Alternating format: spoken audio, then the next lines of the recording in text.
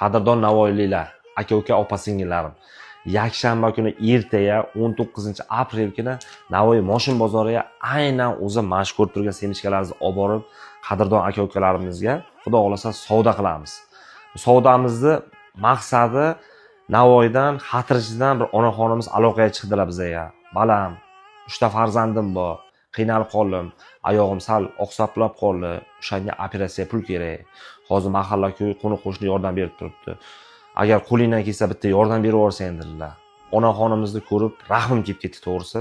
Videoga qo'yaman, hozir ko'rasizlar. Xudo xolasa bizlarni yolg'iz qoldirmaysizlar. Navoiylik aka-ukalarimga ishonaman. Navoiy Moshin bozoriga ko'rishamiz.